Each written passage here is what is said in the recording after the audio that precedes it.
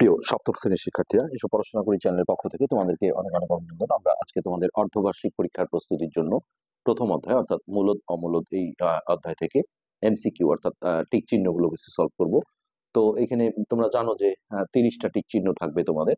তো আমরা ইতিপূর্বে সংক্ষিপ্ত প্রশ্ন যেগুলো 2 নম্বর করে থাকে সেটা ক্লাস করেছি, বা এই অধ্যায় কেন আমরা আসলে সপ্তম শ্রেণীর গোটা বই কিন্তু শেষ করে ফেলেছি।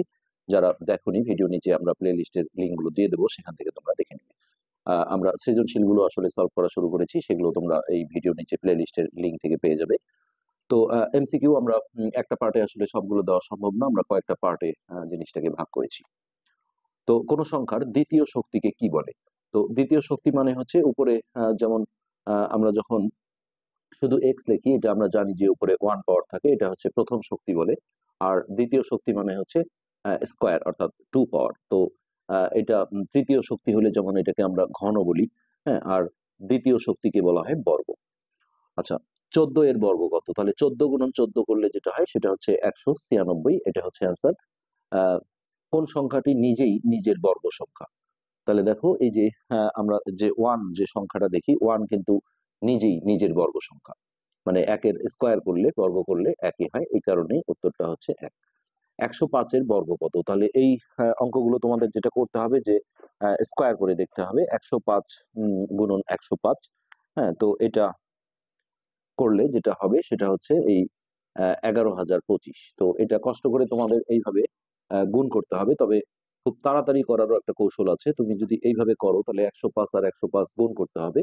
তো অনেক স্কুলে যদিও ক্যালকুলেটর দেয়, তাহলে সপ্তম শ্রেণীতে আসলে ক্যালকুলেটর দেওয়ার কথা না।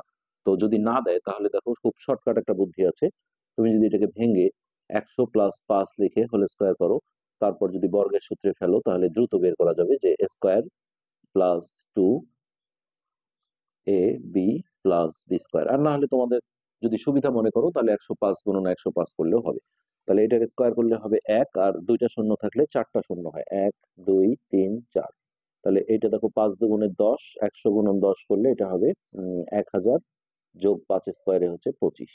তো এটা আমরা যদি যোগ করি, 5 এখানে 2, তারপরে এই 0 0, তার মানে 10,025। তো আমরা এই যে যেটা দাগালাম, হ্যাঁ 10,000, সরি 11,000, এখানে আমাদের একটু ভুল হয়েছে। তাহলে এখানে 5 5 5 2 2 2, তারপরে হচ্ছে তৃতীয় ঘরের 0 0, চতুর্থ ঘরে যে 1 ছিল, 11,025। আর না হলে 105 গুণন 105 করলেও রেজাল্ট চলে আসবে।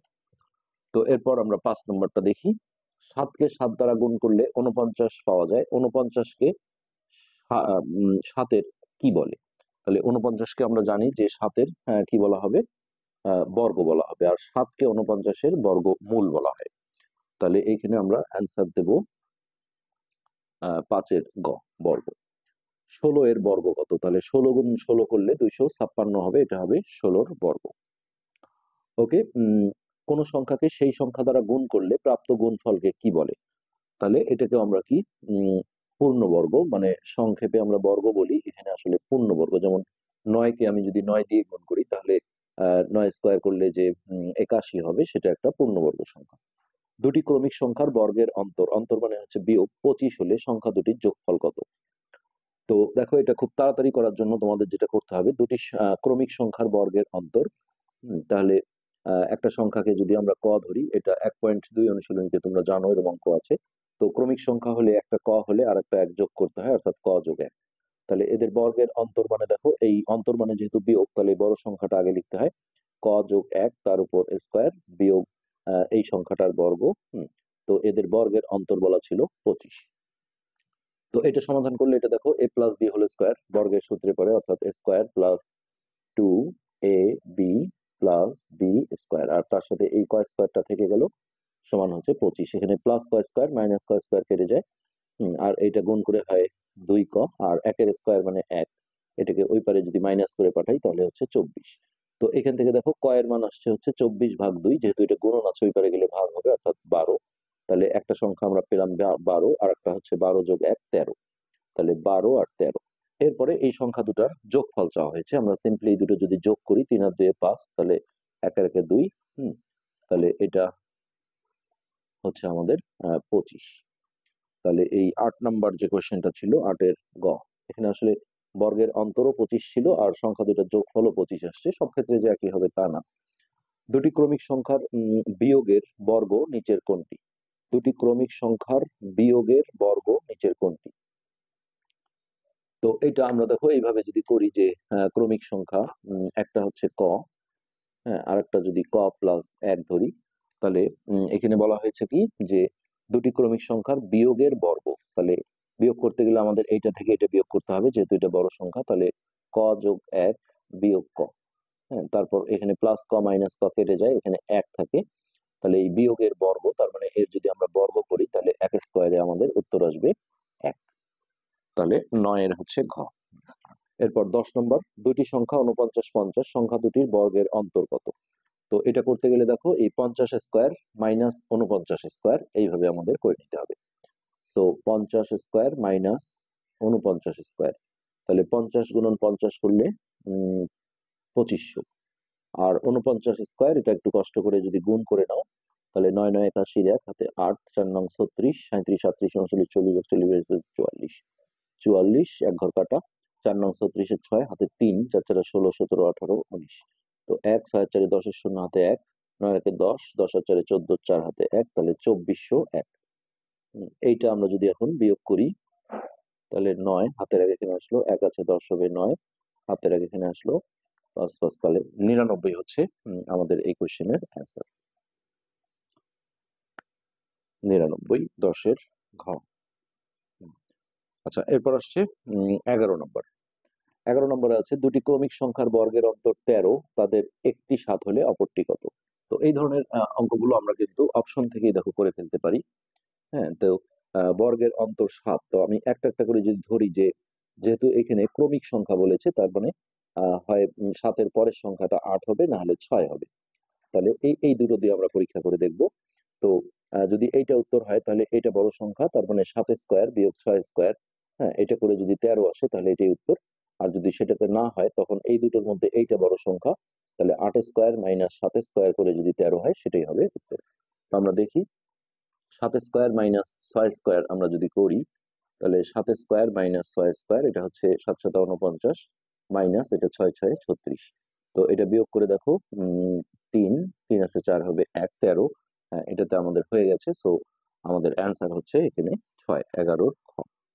এইভাবে কিন্তু অপশন থেকেই করা যায়। কোন সংখ্যার বর্গমূল 25? তাহলে আমরা যদি করে দেখি 625-এর বর্গমূল করলে 25 আসবে। সো এটা অ্যান্সার হচ্ছে এটা। আর এখানে একাধিক উত্তর, কোন বর্গের বাহুগুলো পরস্পর সমান? হ্যাঁ, এই কথাটা ঠিক, বর্গের প্রত্যেকটা বাহু সমান হয়। ক্ষেত্রফল যে কোনো এক বাহুর দৈর্ঘ্যের উপর স্কোয়ার, এটাও সঠিক। আর এখানে বলেছে এক বাহু 2 হলে ক্ষেত্রফল 8, না, বর্গের এক বাহু যদি 2 হয় তাহলে তার ক্ষেত্রফল হবে 2 এর উপর স্কোয়ার অর্থাৎ 4। তাহলে 1 আর 2 রাইট, যেটা ক নম্বরে ছিল। এরপর 14 আর 15 নম্বর প্রশ্নের উত্তর দিতে হবে এখান থেকে। এখানে বলা হয়েছে একটি সংখ্যা দুটি ক্রমিক সংখ্যার বর্গের অন্তর 27, একটি সংখ্যা 14 হলে অপরটি কত? তো ওই একই নিয়মে আমরা করব যে আমার যদি উত্তর দেখো অপশন থেকে আমরা করব যে 13 যদি হয় তাহলে 14 যেহেতু বড়, 14 স্কোয়ার মাইনাস 13 স্কোয়ার করে যদি 27 আসে তাহলে আমরা এটাই ধরবো যে অ্যান্সার। আমরা যদি করে দেখি তাহলে দেখো 14 স্কোয়ার মাইনাস 13 স্কোয়ার, তাহলে 14 স্কোয়ারে হচ্ছে 196, এটা একটু মুখস্থ রাখলে ভালো হয়। 13 স্কোয়ারে হচ্ছে 169, এটা বিয়োগ করে দেখো 9 আছে 16 হবে, 10 11 12 13 14 15 16, 7 হাতের আগে এখানে আসলো 7 8 9 27। তো এইখানে আমরা দেখতে পাচ্ছি বর্গের অন্তর 27 দেওয়া আছে। সো আমরা প্রথমেই কিন্তু উত্তর পেয়ে গেলাম 13। তো এটাতে যদি না হতো তাহলে আমরা যদি 15 ভাবতাম যে অ্যান্সার, তখন কিন্তু 14 আর 15-র মধ্যে যেহেতু 15 বড় সংখ্যা, তখন আমরা দেখতাম 15 স্কোয়ার মাইনাস 14 স্কোয়ার করে যদি 27 আসতো তাহলে সেটাই অ্যান্সার। এইভাবে জিনিসটাকে গেস করতে হবে। তো সংখ্যা দুটির বর্গ কি কি? তাহলে সংখ্যা দুটি কি কি হলো? একটা হচ্ছে 14 আর একটা দেয়া ছিল 14 আর একটা 13। তাহলে এই সংখ্যা দুটির বর্গ হবে 14 স্কোয়ারে 169, আর সরি 196, আর 13 স্কোয়ারে হচ্ছে 169। তো এইখানে দেখো এই যে ঘ নাম্বার অপশনে আছে 169, মানে ছোট সংখ্যাটা আগে ধরা হয়েছে। তাহলে 13 স্কোয়ারে 169 আর 14 স্কোয়ারে 196। সো 15-র ঘ, হ্যাঁ, 15-র ঘ নাম্বারটা আমাদের এখানে রাইট অ্যান্সার। ওকে, এবার 16-17 দুটি ক্রমিক সংখ্যার বর্গের অন্তর 11, একটি সংখ্যা 6 হলে অপর সংখ্যাটি কত? ওই একই থিম। যদি এইটা উত্তর হয় তাহলে যেহেতু ক্রমিক সংখ্যা বলেছে তাহলে 6 এর সাথে 4 এর কিন্তু ডিফারেন্স আছে, তাহলে হয় 5 হবে না হলে এর পরের সংখ্যা 7। তো এই দুটো আমরা যদি পরীক্ষা করি তাহলে 6 স্কয়ার মাইনাস 5 স্কয়ার করে যদি 11 আসে তাহলে এটাই উত্তর হবে। সো 6 স্কয়ারে হচ্ছে দেখো 36, 36 আর 5 স্কয়ারে হচ্ছে 25, এটা বিয়োগ করে হচ্ছে 11।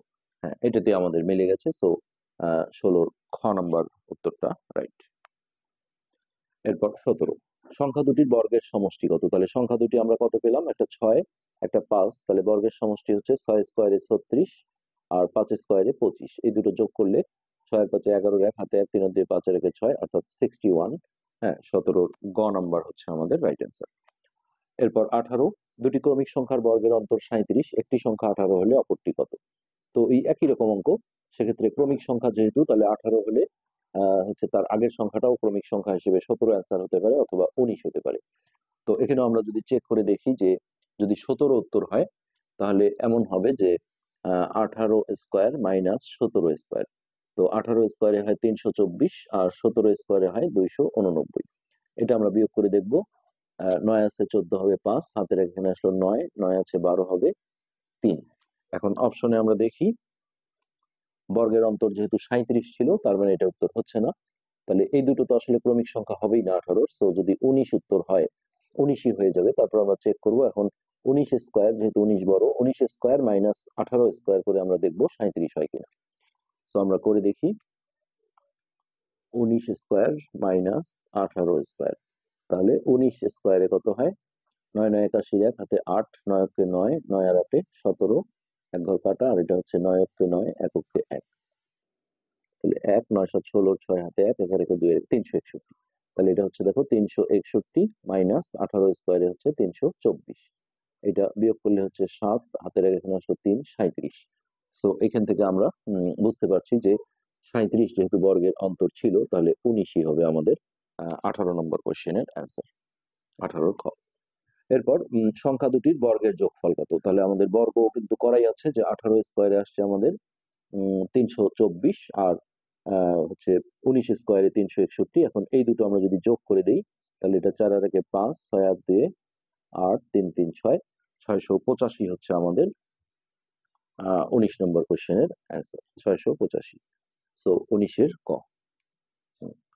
এরপর 20 নম্বর দুটি ক্রমিক সংখ্যার বর্গের অন্তর 21, ক্ষুদ্রতম ক্রমিক সংখ্যাটি কত?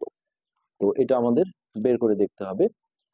তো এই 20 নম্বরটা আমরা করতে গেলে এইভাবে, প্রথম ক্রমিক সংখ্যাটা ক ধরি, তাহলে দ্বিতীয়টা হবে ক যোগ 1। তাহলে সমীকরণটা হবে দেখো বর্গের অন্তর, তাহলে ক যোগ 1 তার উপরে স্কয়ার মাইনাস ক স্কয়ার, এই বর্গের অন্তর দেওয়া ছিল আমাদের এখানে 21। তো এটা সমাধান করলে এটা a প্লাস বি হোল স্কয়ারের সূত্রে ফেললে square plus 2ab plus B square, তার সাথে এই মাইনাস ক স্কয়ারটা থেকে গেল, আর এই পাশে 21। এখানে এই দুটো কাটাকাটি হয়, আর এটা হচ্ছে 2ক, আর 1 স্কয়ারে 1, এটাকে ওই পারে মাইনাস করে দিলে দ্রুত করার চেষ্টা করতে হবে, এটা হবে 20। তাহলে 2ক সমান হচ্ছে 20। তাহলে ক সমান দেখো 20 ভাগ 2 10। তাহলে প্রথম ছোট সংখ্যাটা হলো কত? 10, দ্বিতীয়টা হবে 10 যোগ 1 11। তাহলে যেহেতু ক্ষুদ্রতম সংখ্যাটা চাওয়া হয়েছে তাহলে আমাদের এখানে 20-এর যে গ নাম্বারটা ছিল 10, হ্যাঁ এটাই হবে আমাদের অ্যান্সার। 21 নম্বর সংখ্যা দুটি কি কি? তো আমরা সংখ্যা দুটি অলরেডি বের করে ফেলেছি, যে এইখানে একটা হচ্ছে 10 আর একটা হচ্ছে 11। তাহলে 21-এর খ, 21-এর খয়ে আমাদের ছিল 10 আর 11। এরপর 22 নম্বর, তো দুটি ক্রমিক সংখ্যার বর্গের অন্তর 21, ছোট সংখ্যাটি কত? তো ওই একই রকম বর্গের অন্তর 21, এখানে ক্ষুদ্রতম সংখ্যাটি কত? এটা তো একই কোয়েশ্চেন মনে হচ্ছে। 10 নম্বরটা অ্যান্সার, এটা একটু আগে আমরা যেটা করলাম। 22 নম্বরটা সেরকমই আসলে রিপিট হয়ে গেছে। 22-এর ক, হ্যাঁ ঠিক আছে। সংখ্যা দুটির বর্গের যোগফল কত? তাহলে সংখ্যা দুটির মধ্যে একটা হলো 10 আর একটা হচ্ছে 11। তাহলে তাদের বর্গের যোগফল 10 স্কয়ারে হচ্ছে আমাদের 100 আর 11 স্কয়ারে 121। তাহলে 1 2 একে একে 2 221, অর্থাৎ 23-এর ক নাম্বারটা হবে আমাদের রাইট অ্যান্সার, 23-এর ক। ওকে। এরপর দুটি ক্রমিক সংখ্যার বর্গের অন্তর 7, একটি সংখ্যা 3 হলে অপর সংখ্যাটি কত? তো যেহেতু এটা ছোট সংখ্যা মৌখিকভাবেই করা যাবে। হ্যাঁ, তো একটা সংখ্যা যেহেতু 3, তাহলে এর ক্রমিক সংখ্যা হলে হয় 4 হবে, না হলে 2 হবে। তো যদি 4 হয় তাহলে বর্গের অন্তর কত হয়? 4 স্কয়ার মাইনাস 3 স্কয়ার, তাহলে 16 মাইনাস 9। তাহলে 16 থেকে 9 বিয়োগ করলে 9, 10, 11, 12, 13, 14, 15, 16, 7। হ্যাঁ, তাহলে এখানে 4 হচ্ছে আমাদের 24 নম্বর যে কোশ্চেনটা ছিল সেটার অ্যান্সার। এরপর আজকের পার্টে আমরা আর একটা করব, আমরা 25টা করব আজকে। হ্যাঁ, এখানে আছে সংখ্যা দুটির গুণফলের সাথে কত যোগ করলে যোগফল পূর্ণবর্গ হবে। তো এই সংখ্যা দুটি বলতে আমাদের এখানে যে অ্যান্সার হয়েছিল সেটা হচ্ছে একটা 3, একটা 4। তো এই সংখ্যা দুটির গুণফলের সাথে, তাহলে দেখো 3 আর 4 যে সংখ্যা দুটো ছিল তাদের গুণফল হচ্ছে 12। এখন কোশ্চেন করেছে 12-র সাথে কত যোগ করলে যোগফল পূর্ণবর্গ হবে। তো এটা কিন্তু আমরা অপশন থেকে খুব সুন্দরভাবে করতে পারবো। দেখো 12-র সাথে যদি এটা যোগ করি 13, এটা পূর্ণবর্গ হয় না। তারপরে 12-র সাথে যদি 2 যোগ করি 12, 13, 14, এটাও পূর্ণবর্গ হয় না। 12-র সাথে যদি 3 যোগ করি 15 হয়, এটাও পূর্ণবর্গ হয় না। আবার 12-র সাথে যদি 4 যোগ করি তাহলে 16, 16 কিন্তু একটা পূর্ণবর্গ সংখ্যা, যাদের রুট ওভার করলে মিলে যায়, এটা হচ্ছে পূর্ণবর্গ সংখ্যা। 16 রুট ওভার করলে আমরা জানি যে 4 আসে। সো এটি আমাদের অ্যান্সার। তাহলে এইটা আমরা 25। তো এবার আমরা 26 নাম্বারটা দেখবো। এখানে 26 নম্বরে যেটা বলা হয়েছিল সংখ্যা দুটি বর্গের সমষ্টি কত। তো এখানে দেখো এই সংখ্যা দুটি আমরা যেটা বের করেছি, সংখ্যা দুটি এখানে বের করেছিলাম 24 নম্বরে। দেখো এই যে একটি সংখ্যা হচ্ছে 3 আর অপরটা ছিল 4। তাহলে এই সংখ্যা দুটির হচ্ছে বর্গের সমষ্টি কত? তাহলে 3 স্কয়ার প্লাস 4 স্কয়ার, তাহলে 3 স্কয়ারে হচ্ছে 9, 4 স্কয়ারে 16, তাহলে 16 আর 9 হচ্ছে 25। এটাই হচ্ছে আমাদের 26-এর খ নাম্বার যে কোয়েশ্চেনটা ছিল, অ্যান্সারটা ছিল, সেটা হচ্ছে উত্তর। আচ্ছা, এরপর 27।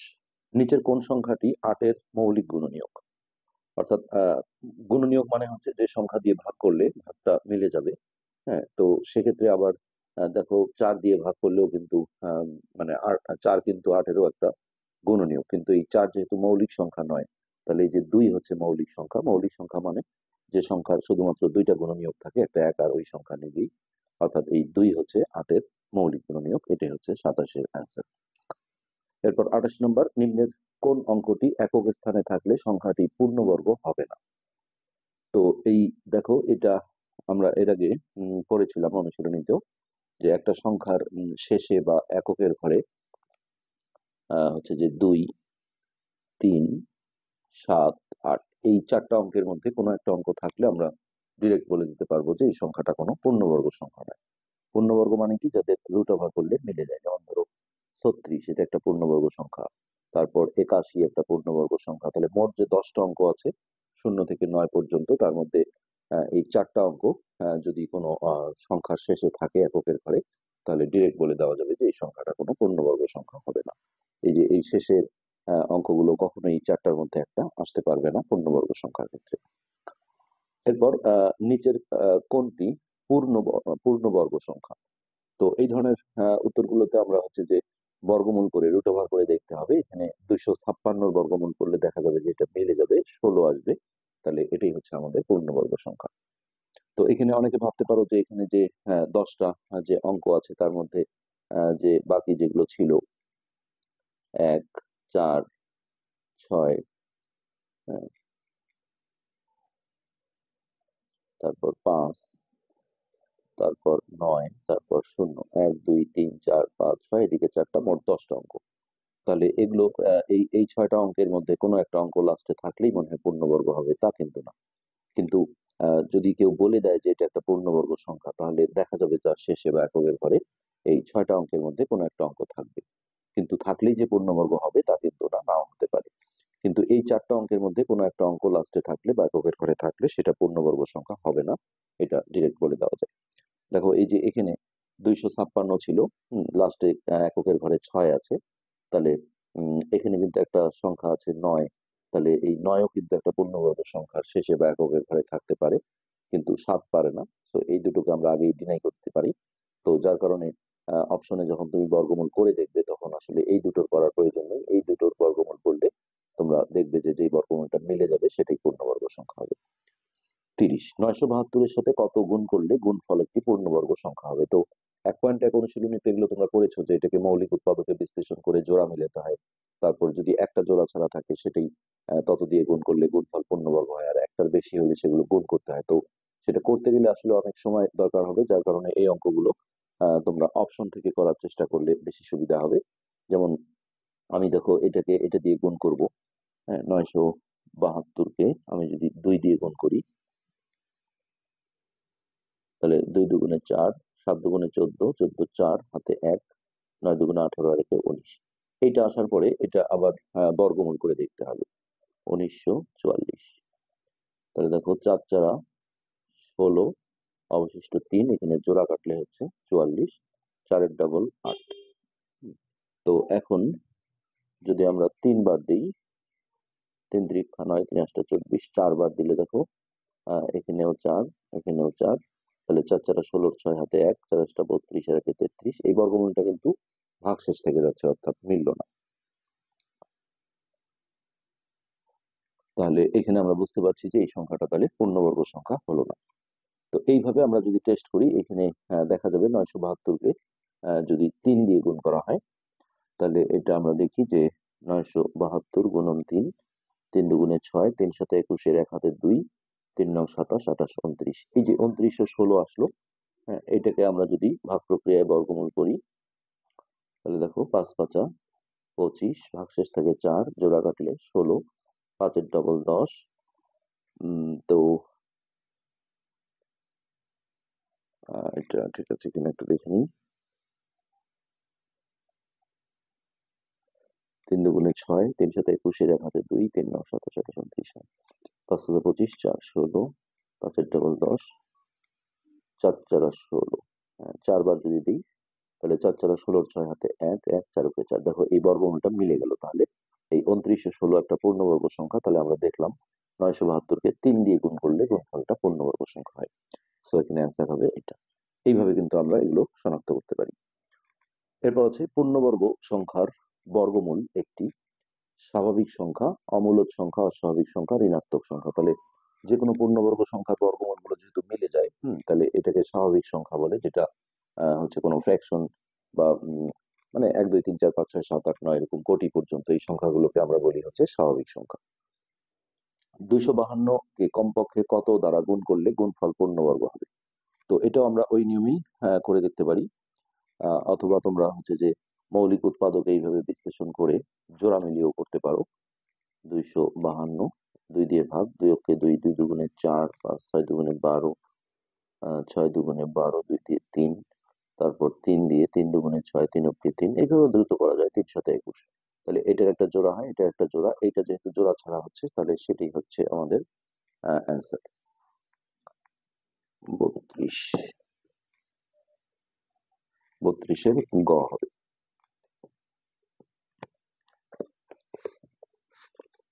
এখানে গাইড অ্যান্সার তো আছে, আমরা একটু দেখি। হ্যাঁ, 32-এর গ। বর্গমূলকে নিচের কোন চিহ্নের মাধ্যমে প্রকাশ করা হয়? তো তোমরা জানো যে এটা হচ্ছে বর্গমূল চিহ্ন। তারপরে √8 এর মান কত? তো এই জিনিসগুলো দেখো এইভাবে করতে হবে। এটা 8 এর বর্গমূল করলে আসলে দশমিক আসবে, কিন্তু আমরা এটাকে 4 দুগুণে 8 করে হচ্ছে যে এইভাবে ভেঙে দেখবো। 4 গুণন 2। তারপরে এরকম গুণন সম্পর্ক থাকলে √টা আলাদা করে লেখা যায়। √4 গুণন √2। তাহলে এটা বর্গমূল হয়ে 2 হয়ে যায়, তখন এই গুণ চিহ্নটা ছেড়ে দিয়ে এটা এইভাবে লিখতে হয়, অর্থাৎ 2√2। এটা হচ্ছে √8, 2√2। কোনটি পূর্ণবর্গ সংখ্যা? তো এই যে 169, এগুলো দেখা যাবে যে বর্গমূল করলে মিলবে না, অসীম চলতে থাকবে। 169-এর বর্গমূল করলে 13 আসে। তো এটাই হচ্ছে পূর্ণবর্গ সংখ্যা। 972-কে কত দ্বারা ভাগ করলে ভাগফল পূর্ণবর্গ সংখ্যা হবে? তো এটা আমাদের যদিও এখানে করা আছে, দেখো এই যে এখানে আমরা একবার করেছিলাম কত দ্বারা গুণ করলে গুণফল পূর্ণবর্গ হবে। তো আমরা জানি যে কত দ্বারা ভাগ করলে আর গুণ করলে এটা আসলে একই নিয়ম। সো এখানে 3 হবে উত্তর। আর তোমাদের করে দেখতে গেলে এটা মৌলিক উৎপাদকে বিশ্লেষণ করে জোড়া মিলিয়ে দেখতে হবে যে জোড়া ছাড়া যেটা হবে সেটাই হবে অ্যান্সার। সেক্ষেত্রে অ্যান্সার আসবে 3। 3। আচ্ছা, 1 2 3 4 সংখ্যাগুলো কোন ধরনের?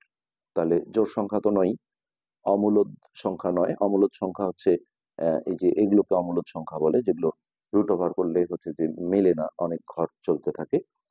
তারপরে ঋণাত্মক মানে তো মাইনাস, এটা হবে না।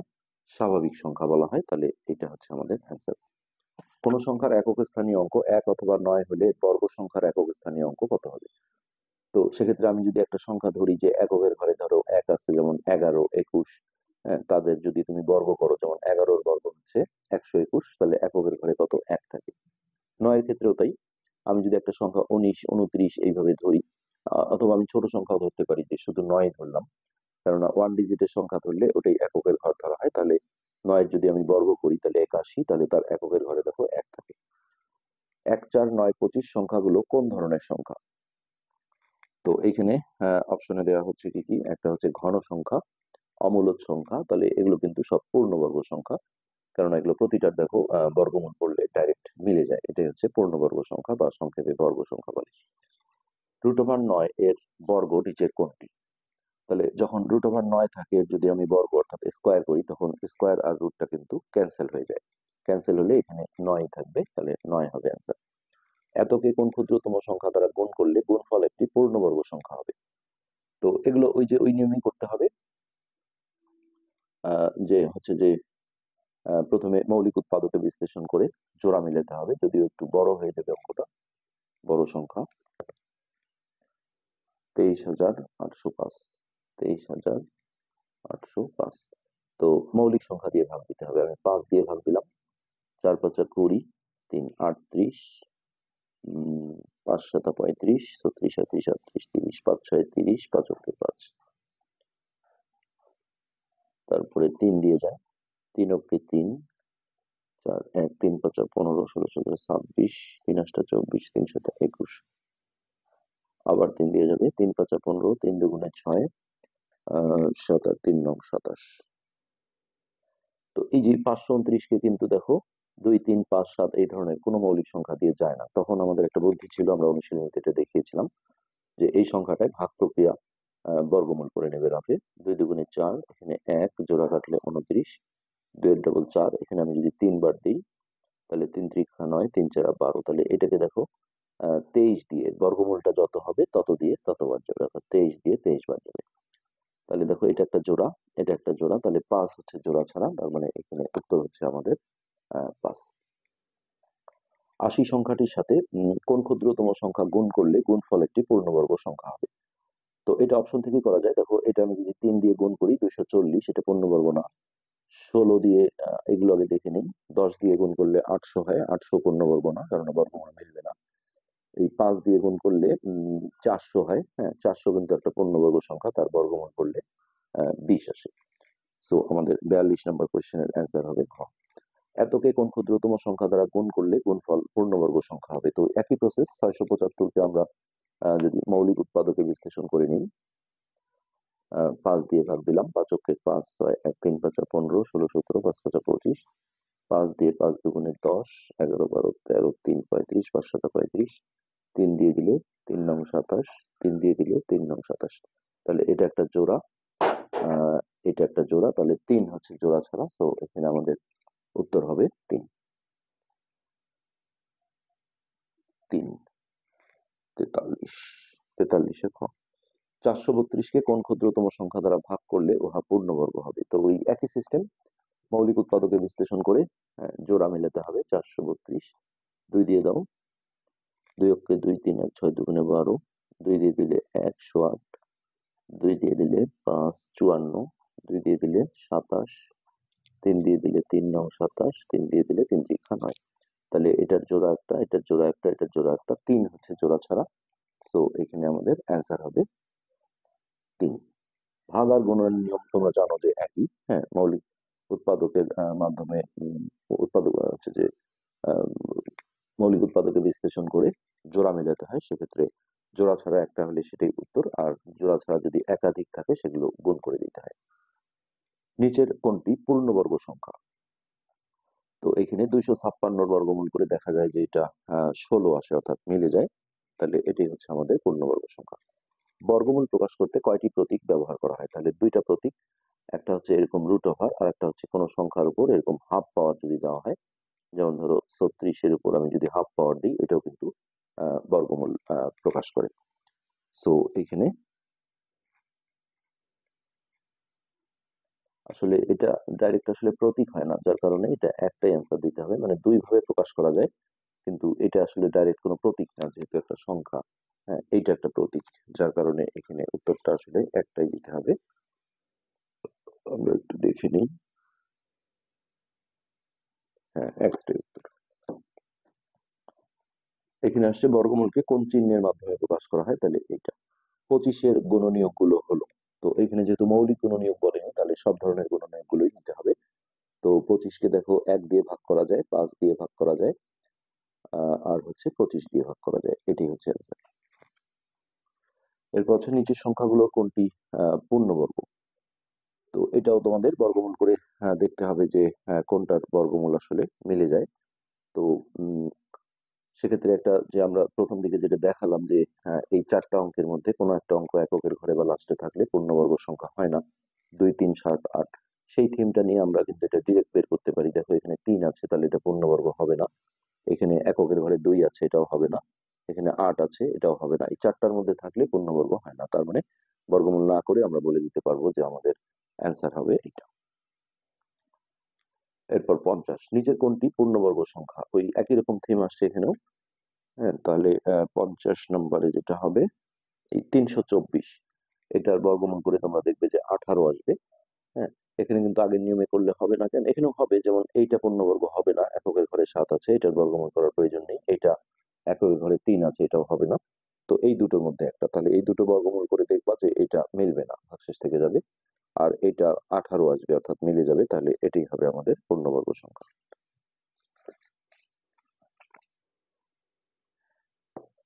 এরপর এত এত সংখ্যাগুলোর মধ্যে পূর্ণবর্গ সংখ্যা কয়টি।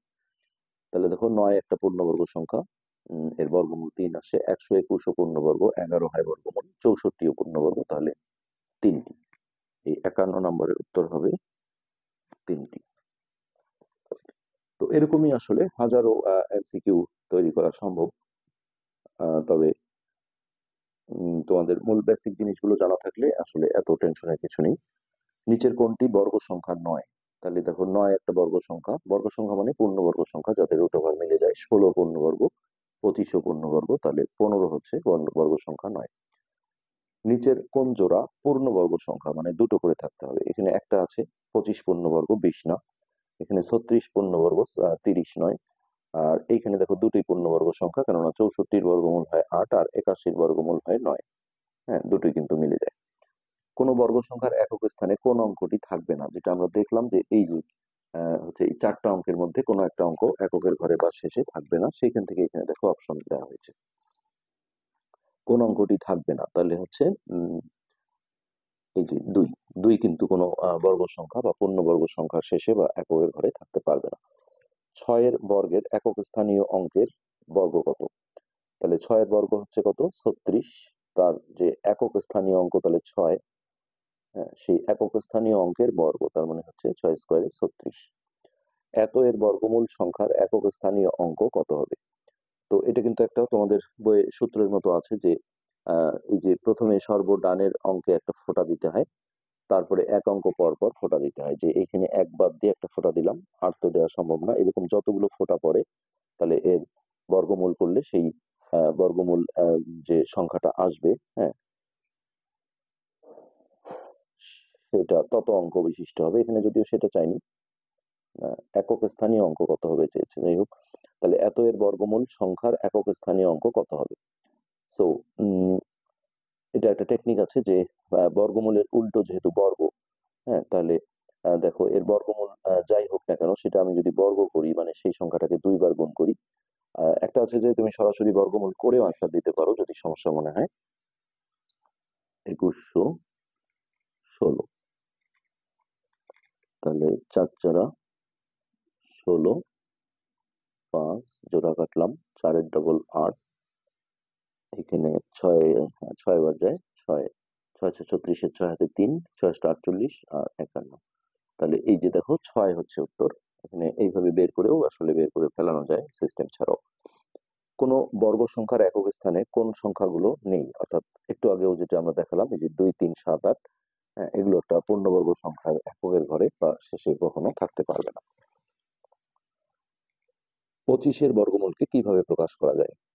তাহলে হচ্ছে এই যে তখন যেটা বললাম যে প্রতীক হিসেবে রুট ওভার, আর কখনো হাফ পাওয়ার দিলে এটাও বর্গমূল প্রকাশ করে। আচ্ছা, এত পূর্ণবর্গ সংখ্যার বর্গমূলের একক স্থানে নিচের কোন অঙ্কটি হতে পারে? তো এটা আমরা যদি দ্রুত বর্গমূল করে নিই, যে 1225, এটা বোঝাই যায় যে আসলে 5 থাকলে এটা 5ই হবে। তাহলে দেখো, এটা 3 ত্রিখা 9, 3 ত্রিখা 9, 10, 11, 12, 25, 3 ডবল 6, তারপর 5 বার দাও, 5 5 25 এর 5 হাতে 2, 5 6 32। এই যে এর বর্গ যে হচ্ছে যে বর্গমূলের যে সংখ্যাটা আসলো তার এককের ঘরে 5 আছে। 5 থাকলে ডাইরেক্ট 5 উত্তর হয়। নিচের কোন সংখ্যাটি পূর্ণবর্গ সংখ্যা? তাহলে বর্গমূল করলে মিলে যাবে, এটা বর্গমূল আসবে 18, এটাই পূর্ণবর্গ সংখ্যা। 1 থেকে 30 পর্যন্ত কয়টি মৌলিক সংখ্যা আছে? এগুলো আসলে দ্রুত বের করার জন্য তোমাদের এরকম করতে হবে যে 1 কিন্তু কোনো মৌলিক সংখ্যা নয়। সেক্ষেত্রে 1 থেকে 30, তাহলে 2, 3, 5, 7, 11, 13, 17, 19, 23, 29। 1, 2, 3, 4, 5, 6, 7, 8, 9, 10টা হবে এখানে মৌলিক সংখ্যা। এইভাবে কিন্তু বের করে ফেলা যায়। তো এটা ছিল আমাদের 61 নাম্বার। আমরা এখানে উত্তরমালা দেখি 61 গ। ঠিক আছে। তো এই হলো আমাদের আজকের পার্টের আলোচ্য বিষয়। আজকে আমরা আসলে অনেকগুলো এমসিকিউ সলভ করে দিলাম। তো এই যে এখানে যেগুলো আছে এগুলো সব একই টাইপের, ধরনগুলো একই, এগুলো আসলে আমি লিস্ট আর বড় করতে চাচ্ছি না। এই যে এইটা একটু দেখাই যে এত সংখ্যাটির বর্গমূল কত অঙ্ক বিশিষ্ট হবে, তখন যেটা আমি ফোঁটা দেওয়ার কথা বলছিলাম। তো এটা নিয়ম হচ্ছে যে সর্ব ডানের অঙ্কে এককের ঘরে একটা ফোঁটা দিতে হয়, তারপরে এক অঙ্ক পর পর, যেমন এটা পার করে দেখো একটা ফোঁটা, আবার এই অঙ্ক পরে এটার উপর একটা ফোঁটা। এইভাবে তুমি যতগুলো ফোঁটা দিতে পারলে, অর্থাৎ আমি 3টা ফোঁটা দিতে পেরেছি, তাহলে এর বর্গমূল হবে 3 অঙ্ক বিশিষ্ট। এইভাবে কিন্তু আমরা বের করে ফেলতে পারবো। আর এগুলো যেগুলো আমরা করেছি সব কিন্তু একই নিয়মের, জাস্ট সংখ্যাগুলো চেঞ্জ করে দিয়েছে। এত থেকে কোন ক্ষুদ্রতম সংখ্যা বিয়োগ করলে বিয়োগফল পূর্ণবর্গ হবে। তো এগুলো আমি আর লিস্ট ভারী করতে চাচ্ছি না। আমি আশা করছি যে তোমরা যা পড়ানো হলো এর মধ্যেই তোমরা কিন্তু পরীক্ষায় কমন পাবে। তো আজকে এই পর্যন্তই, ধন্যবাদ।